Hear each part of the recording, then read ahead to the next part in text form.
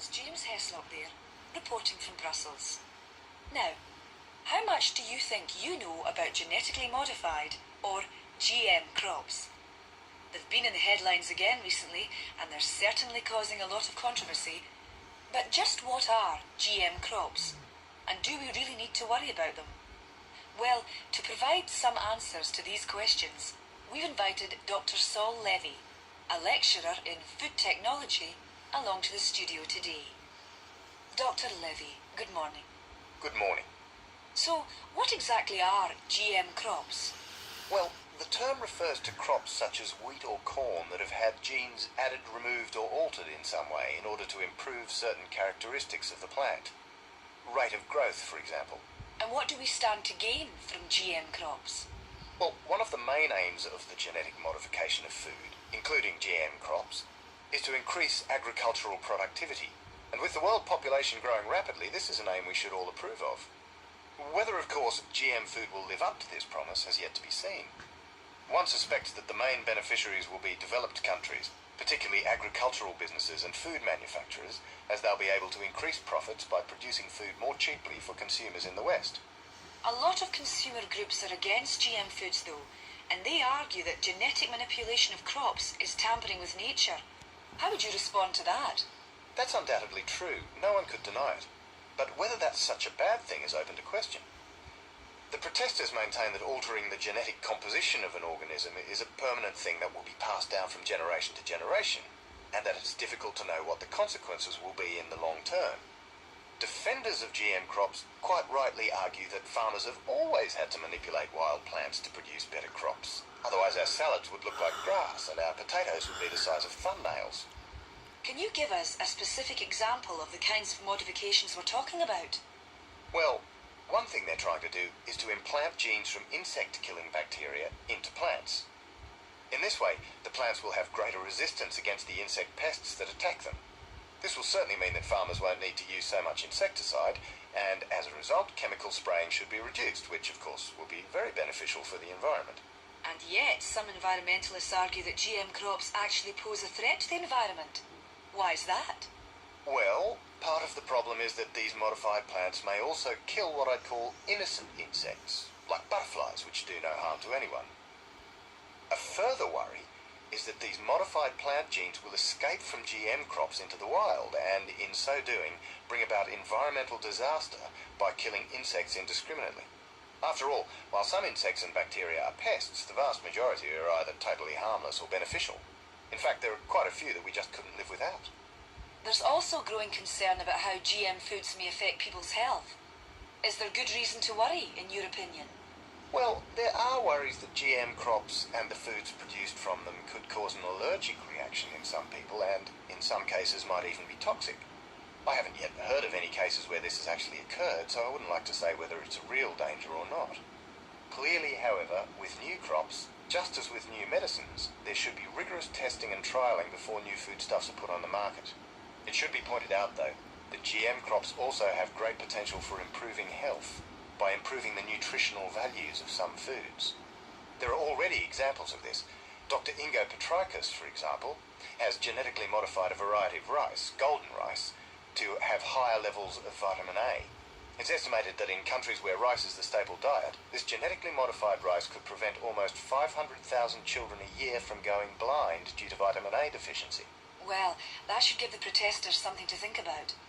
Now, we've been talking mostly about modified crops, Dr. Levy, but am I right in saying that GM foods also include animal products? That's right. There are a number of examples where the genetic codes of animals have also been altered.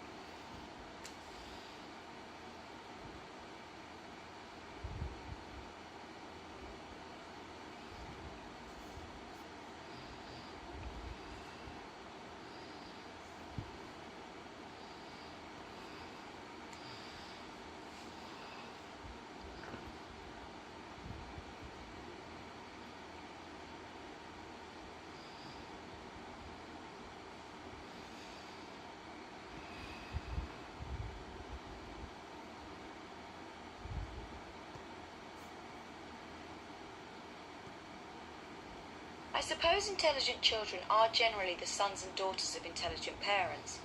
So there must be some genetic component in that. In intelligence, I mean. And if the technology was available to make my children more intelligent, I'd certainly take advantage of it. I wouldn't be a responsible parent if I didn't give my child the best start in life, so that they did well at school, were successful in their jobs and so on.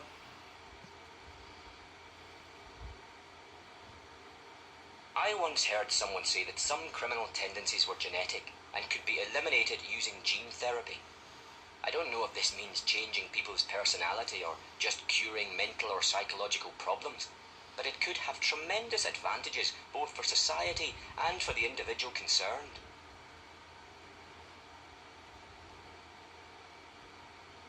I read somewhere that one of the easiest things to do with gene therapy is to choose the sex of the child you're going to have. And people in some countries might be interested in doing that, you know. And it might end up with a country full of lots of little boys and not many girls, or the other way around. I think that idea is horrific, don't you? I think gene therapy is a good thing because it should be possible to cure all sorts of fatal diseases in the near future. Things like cancer and heart disease will become a thing of the past.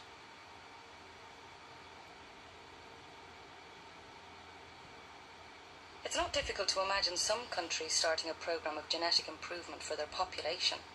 After all, it might be cheaper and more effective than spending the money on health and education. And if some countries do it, other countries may be forced to follow suit in order to compete.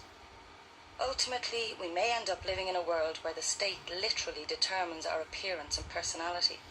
That's a bit scary. Some parents may take advantage of these therapies just to create their ideal child, you know, according to their own tastes and preferences. The trouble is, the children themselves won't have a say in it. They'll just have to live with the decisions their parents made for them, so with the next generation and the next. I don't think any parent should have the right to do that.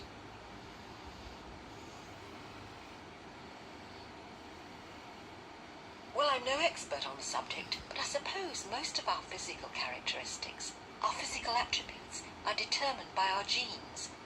And I can imagine that it may be possible to choose such things as body shape or skin and eye colour for our children.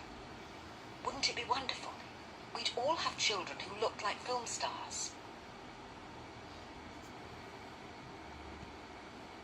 Well, we can all have our opinions about these things, I suppose. But quite frankly, if the technology exists, there will be people who'll use it.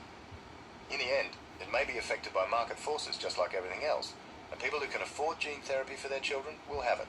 Intelligence, health, and beauty will eventually become the preserve of the rich.